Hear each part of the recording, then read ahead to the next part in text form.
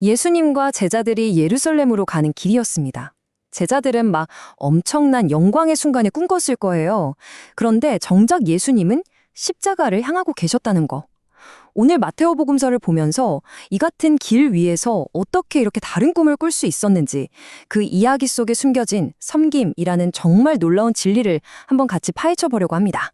자, 이 여정이 시작될 때 예수님께서 제자들에게 앞으로 무슨 일이 일어날지 정말 아주 구체적으로 말씀해 주시거든요. 내가 배신당하고 끔찍한 고난을 겪고 십자가에서 죽을 거다. 그리고 사흘 만에 다시 살아날 거다. 와, 정말 하나부터 열까지 다 알려주신 거죠.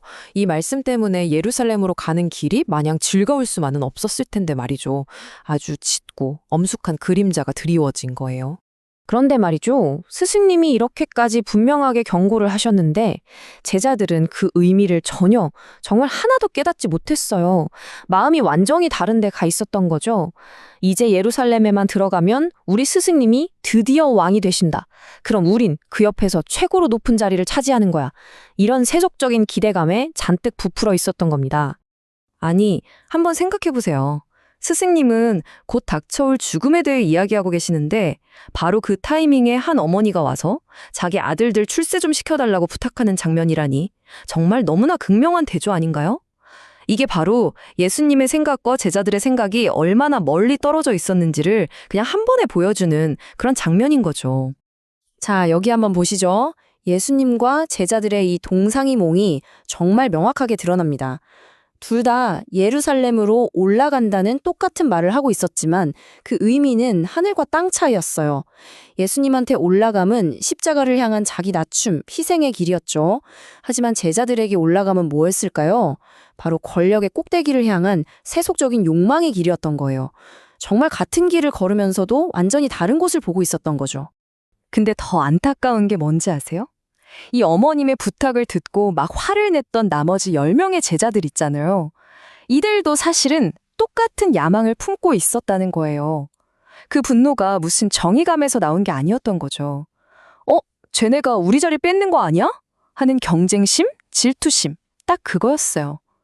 이 모습을 보시는 예수님의 마음이 어땠을까요? 얼마나 외로우셨을까, 이 마지막 길을 걸으시면서 정말 깊은 고독을 느끼셨을 것 같아요. 그러니까 제자들이 생각했던 위대함의 롤모델은 바로 세상의 왕, 세상의 통치자들이었던 거예요. 백성들 위에 딱 서서 군림하고 자기 권력을 마음껏 휘두르고 내가 이만큼 힘이 있다 하고 과시하는 그런 모습 말이죠. 하느님 나라의 방식은 이런 세상의 방식과는 완전히 180도 다르다는 걸 그때는 아직 전혀 몰랐던 겁니다. 자, 바로 이 지점에서 제자들의 이 잘못된 야망을 보신 예수님께서 그들의 생각을 확 바로잡아 주십니다. 세상이 말하는 성공, 세상의 가치관을 완전히 뒤집어 엎는 하느님 나라의 핵심적인 진리를 여기서 딱 선포하시는 거죠. 이게 바로 그야말로 혁명적인 가르침이에요. 너희 가운데에서 높은 사람이 되려는 이는 너희를 섬기는 사람이 되어야 한다. 또한 너희 가운데에서 첫째가 되려는 이는 너희의 종이 되어야 한다.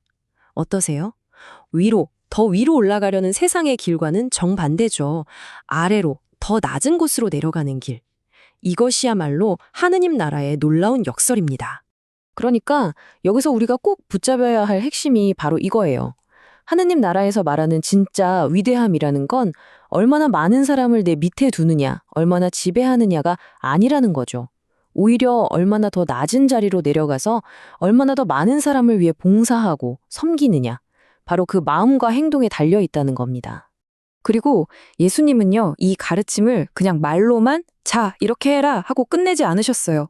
당신의 삶 전체로, 온 몸으로 이 섬김이라는 게 뭔지 가장 완벽한 본보기를 직접 보여주셨습니다. 예수님께서 당신의 사명, 당신이 이 땅에 오신 이유를 딱 이 한 문장으로 정리해 주십니다.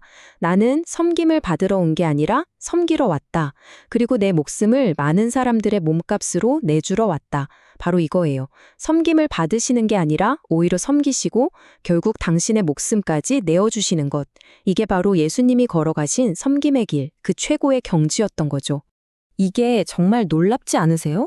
온 세상을 구원하실 분이잖아요. 그런 분이 우리 위에 군림하고 우리를 지배하러 오신 게 아니라 도리어 우리 한 사람 한 사람의 종이 되어서 당신의 생명까지 주셨다는 이 엄청난 역설. 세상에 이보다 더 큰 사랑, 이보다 더 완전한 섬김이 또 있을까요? 자, 그럼 이제 이 위대한 가르침을 오늘을 살아가는 우리 삶으로 한번 가져와 보죠. 예수님께서 말씀하신 잔을 마신다는 게 과연 우리 일상에서는 어떤 의미일까요? 같이 한번 생각해 봤으면 좋겠습니다. 세상은 우리한테 늘 황금잔을 내밀죠. 성공, 영광, 권력. 이런 것들로 가득 찬 번쩍이는 잔 말이에요. 하지만 예수님이 우리에게 건네주시는 잔은 좀 다릅니다. 때로는 고난도 좀 있고 힘든 일도 감수해야 하는 그런 겸손과 봉사의 잔이에요.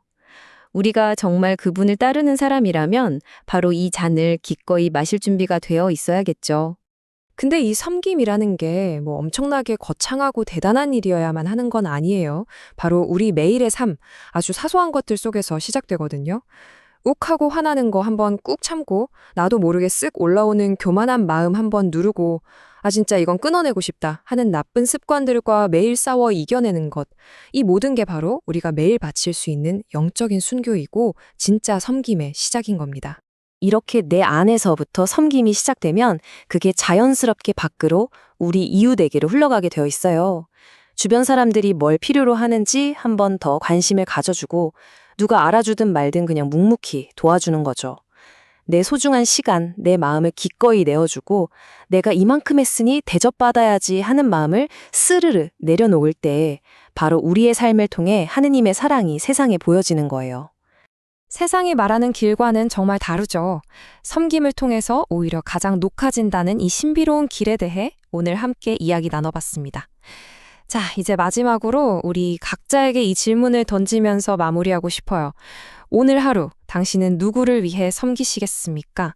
누구를 위해, 무엇을 위해 당신의 시간과 마음을 기꺼이 내어주시겠어요?